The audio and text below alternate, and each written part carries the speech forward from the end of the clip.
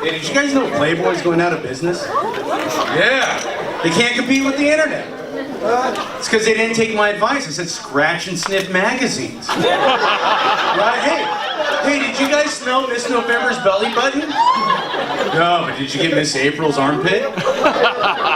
Alright, so in my normal life I'm a blackjack dealer, right? And I've been doing it for about 12 years and I finally wrote a book on how to play blackjack. And you guys can find it on Amazon. I titled it How to Turn Thousands into Hundreds. So when you're a blackjack dealer, it's weird because you always get in this conversation with people where they say, hey, what do you do for a living? And when I go, oh, I'm a dealer, I got guys like Jason B going, hey, what kind of drugs do you got? Oh, man. And when I go, hey, I'm a BJ dealer, they're like, what size condom do you use? So I just say, hey, I'm a blackjack dealer, right? But here's the biggest problem with being a blackjack dealer is you're always under the camera when you're in a casino. And the only time you get a break from being under the camera is when you go to the employee bathroom. Because there's not supposed to be any cameras, right? But what if there are? So I like to go in there once a month or so and I'll just stare right into the mirror and I'll just start jerking off.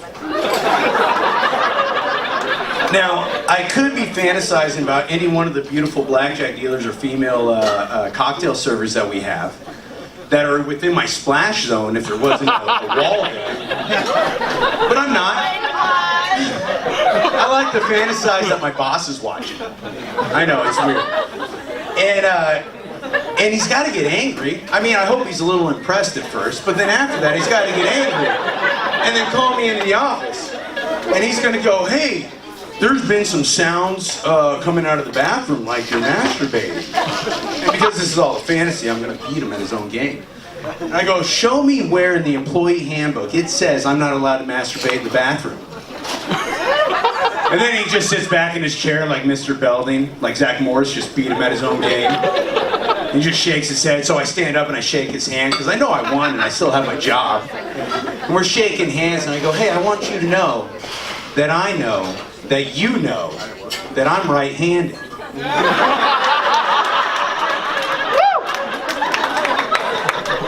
Alright, so I'm also a dad when I'm not at work, right? I've got a couple of kids, and having kids is great and it's terrible at the same time, because a lot of times you have to lie. Sometimes it's little lies. Hey, Santa Claus is real. No, Dad's not high. Other times it's really big lies. Like, you can be anything you want to be when you grow up. And my 10-year-old looks at me, and listen, she's a little cunty, but she looks at me and she goes, hey Dad, how come you didn't want to be successful? Fuck you. That's a low point as a dad, by the way. Low point. So sometimes it's great, because in the casino industry, they still care about weed. And you gotta take drug tests all the time, right? But when you have kids, you have an unlimited supply of clean piss. It's like, hey, can you fill this cup? Wouldn't that be a fun game? Go fill this cup up with your pee. Oh, sure, Dad, that'd be great. All right, so let's bring it down for a second, because part of being a dad a lot of times is you're being divorced. So I'm a single guy, right? I was divorced. And I gotta tell you guys, I was cheated on. And it sucks. I know. But then I realized there's 7 billion motherfuckers on the planet, and we didn't all come out of a committed relationship. Right? So I started thinking, how many dudes out there right now are raising their best friend's kids and don't even know it? Now listen, guys, if you're with your girl tonight and she laughed a lot, or she didn't laugh at all, that's pretty fucking suspect. And if she laughed that right amount in the middle, that's still pretty fucking suspect. But it's hard when you're divorced when you're old, because you gotta do things that you weren't used to doing before. Like, I always had a high metabolism, but now I've gotta work out all the time. And I've just reconciled myself to the fact that nobody wants to see me naked. But if you happen to see me naked, I'll just take, it's not terrible. So with that in mind, I go out and I start dating, right? So sometimes dates go really well, sometimes they don't. So my first attempt at dating was, I thought, let's go on a cruise. Right? No, because then I never have to see him again if I get rejected. Right? So I go on this cruise and we strike out, but here's a sidebar to the cruise story, is I got really fucked up every night because I don't have work the next day. So when I get too drunk, sometimes I go to sleep in all of my clothes and I wake up naked. Don't know why. But we go to our cabin and we go to sleep and I'm awoken by my cabin mate standing over on the corner like this. Oh, that's not a real wall, by the way. If you guys ever come up here, that is not a real wall. So he's standing like this. And I wake up and I'm like, holy shit, he's taking a piss on my luggage. So I rip my sheets off and I'm like, fuck, I'm naked. I don't have time to put clothes on.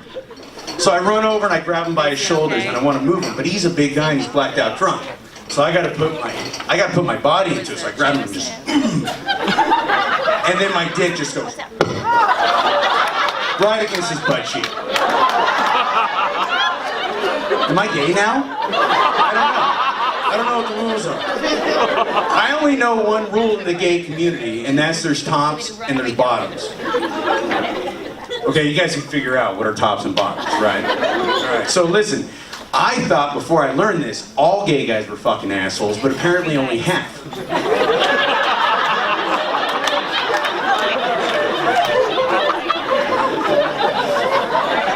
So, alright, so I post a lot of my shit on Facebook, right? Let's go back to the divorce thing. I post a lot of my shit on Facebook about the divorce. And I get a message from my high school girlfriend, and I feel it's important to clarify in this room, that was my girlfriend when I was in high school. That is not my current girlfriend who is in high school. Okay?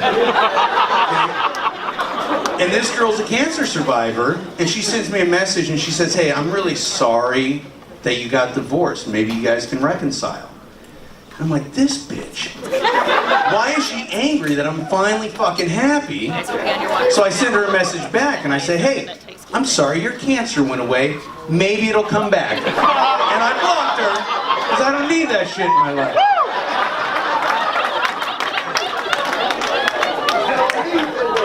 But dating doesn't always go bad when you're 38 and single. Right? Sometimes it goes really, really well. I meet this girl on Tinder. Right? And we agree to go out to dinner, and we go to meet at dinner, and I'm driving there, and as I'm driving, I'm thinking, I hope this one looks like her photos. Right? And she's driving there, and she's probably thinking, I hope this guy doesn't Bill Cosby my drink tonight.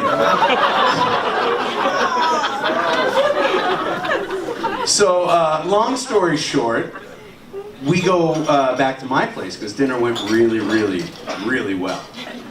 And ladies, I don't want to brag right now, but I gave this girl the absolute biggest orgasm. And that ungrateful chick just spit it out.